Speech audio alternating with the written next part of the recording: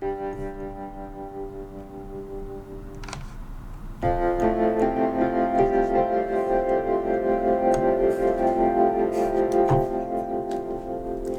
and gentlemen, welcome to F major added second chord.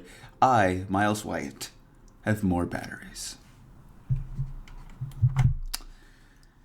It's good to be back. It's good to be back, ladies and gentlemen. What are we going to talk about this week? I don't know why I have this pen here. I have lots of pens here. I don't need more pens.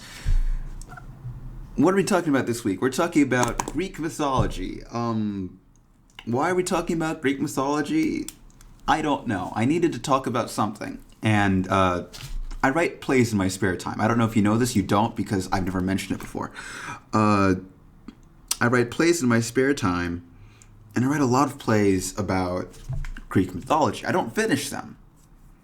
Because sometimes they're not good, and sometimes I realize that I don't know how to write a choral ode, so I stop. But this one, I'm writing one right now, and it's pretty good, I think. It's going well. It's coming along quickly. It's based on the myth of Orestes. The myth of Orestes and Pyrrhus Neoptolemus and Hermione. Menelaus is also involved. A lot of people, but mostly Orestes and Neoptolemus. Basically the myth, as it goes, it happens after the end of the Trojan War, and there are variations, but the parts are the same. Basically, Orestes wants to marry Hermione, the daughter of Menelaus, who is the brother of Agamemnon, the father of Orestes. Well, that's definitely a rectangle right there. And he wants to marry her, but she is wedded to Neoptolemus, Pyrrhus Neoptolemus, who was the son of Achilles, who fought in the Trojan War with Agamemnon and Menelaus, both Achilles and Neoptolemus, but not at the same time. And Neoptolemus was promised, it depends on what variation of the myth you're reading, but he was effectively promised Hermione, even though Orestes had been promised Hermione or something like that. So there's a wedding, and then Neoptolemus is killed by Orestes, who then marries Hermione or something. It varies, like I say, from tradition to tradition. I hope that's perfectly clear to you, because I'm not going to go back and explain it again. I might mention, incidentally, that Orestes kills his mother, Clytemnestra, because Clytemnestra is convinced by Aegisthus to help Aegisthus kill Agamemnon, because Agamemnon has a grudge against... No. Aegisthus has a grudge against Agamemnon and Agamemnon's father, Atreus, because of something Atreus' dad did to Thyestes, who was Aegisthus' dad. Am I missing anything? Probably not. So, that's the play I'm writing right now. And I'm enjoying it. But it presents me with issues of chronology. Because when I write, I want to make sure I know what I'm writing about. Unfortunately for me, I took a class last year on Greek and Roman literature. So I happen to have Virgil's Aeneid, and Homer's Odyssey, and Ovid's Metamorphoses, and the Agamemnon of Aeschylus. Wonderful, wonderful works for the most part, give or take. I like them. And so, I have sources that I can use to draw on. And sometimes, right now, I'm wrangling with a chronological issue of the utmost importance. Namely, that Pyrrhus, and of course it depends on what tradition you're going with, is both dead and not dead at the same time. So I find myself wondering, how do I resolve this?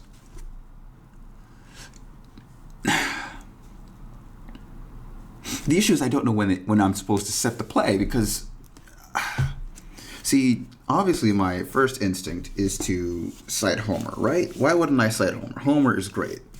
And so I open up the Odyssey, great book. Richmond Lattimore translation. I'll throw in a couple Turabian citations at the end in the description of the podcast. And let's see, hold on. I wrote this down. Book 3, no, book 4, the opening of book 4, yes. And basically, what Homer has to say is that in the 10th year after the end of the Trojan War, quote, they found him, Menelaus, in his own house in Mycenae, giving, for many townsmen, a wedding feast for his son and his stately daughter, the girl he was sending to the son of Achilles, breaker of battalions. For in Troy land first he had nodded his head and promised to give her, now the gods were bringing to pass their marriage. So 10 years. That means that this has to happen 10 years after the end of Troy, which is a long time, but it takes 10 years for Odysseus to get back. So, like, whatever. There's worse. The same book, incidentally. Same book. Not the same book. The same work, but a different book within the work. Book 3, line, 300 and something? Referring to Aegisthus, Nestor says, 7 years he, Aegisthus, lived as lord over golden Mycenae after he killed Atrides, which in Greek means son of Atreus, which refers to Agamemnon, who was dead and was killed by Aegisthus. I said I wouldn't go back and repeat that, but it bears mentioning. It's very important, because if he wasn't dead, Aegisthus wouldn't be in charge. What was I talking about? Right, Aegisthus, right. He killed Atrides with the people subject beneath him. But in the 8th, the evil came on him. Great Orestes came home from Athens, and he killed his father's murderer, the treacherous Aegisthus, who had killed his glorious father. So, within 7 years, Orestes is not in Argos. He is not in Argos. But in the 8th year, after 7 years, he comes back and kills Aegisthus. And then 2 years after that, in the 10th year after that, Neoptolemus and Hermione are married.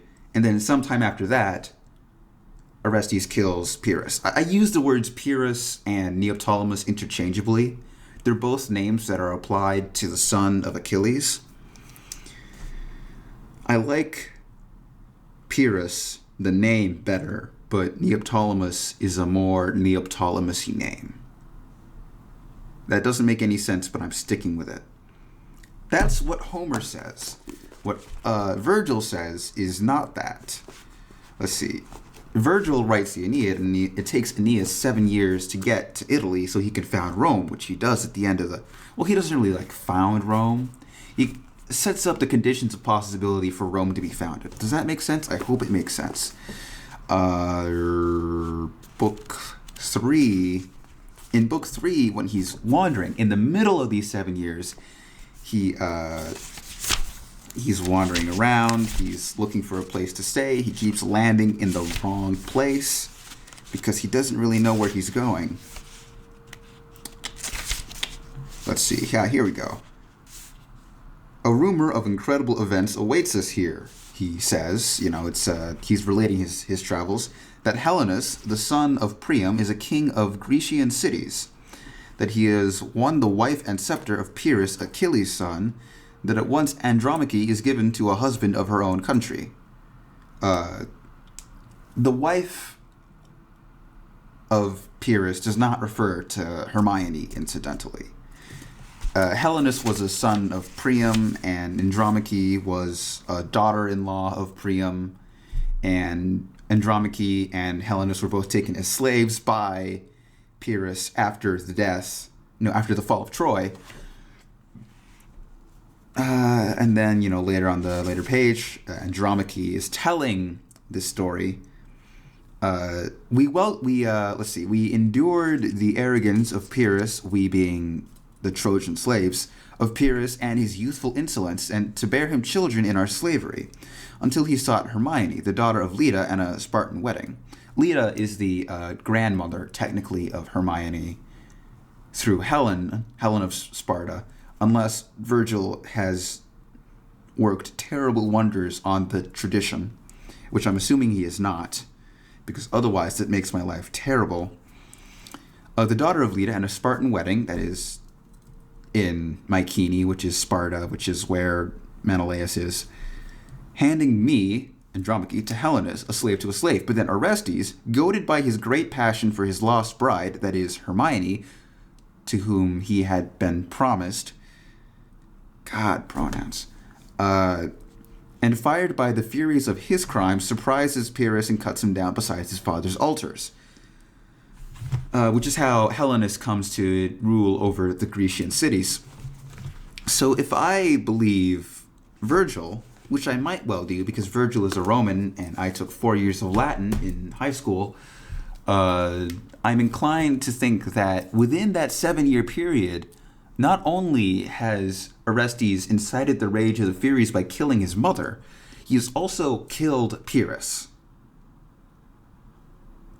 These two traditions are entirely incompatible because it takes half the story takes place for Homer in the time it takes the entire tale to elapse for Virgil. This isn't really a confusing problem, really. I know why it happens. Because Virgil needs Helenus and Andromache to be in a certain place at a certain time for the benefit of his narrative. So he ignores the precedent set by Homer. He ignores that precedent and recasts the story to his own liking because he has to have Helenus where he is so that he can meet with Aeneas, as he does later on in that book, and then give him a prophecy that sends him in the right place so he can set up the conditions of possibility for the foundation of Rome. So this is, of course, the solution. To do when in Rome, but not really in Rome, because it's a Greek myth to begin with, when in Greco-Rome, do what the Greco-Romans did. Basically just mess around with chronology and stuff until I get something amenable, which I have done. I sort of split the difference, where Orestes comes back in the 7th year of his exile, which is actually the 4th year of Aegisthus's being there, and then attempts to marry Hermione in the 7th year after Troy. I just take the number 7 and I move it around until it does what I want it to do. I'm not a math major, so I'm allowed to do that. So yeah. It just took me a really long time to find that particular solution. That's what art is, You take the shoulders of giants, and then you take a photograph of the shoulders of giants, and then you put an Instagram filter on it, and then some meme text, and then you make vaporwave or something. I can't believe that's a thing that just came out of my own mouth. That was actually terrible. I'm just going to stop here because there's no way I'm salvaging this entire operation after that debacle. It's been nice talking to you guys. I will see you all later.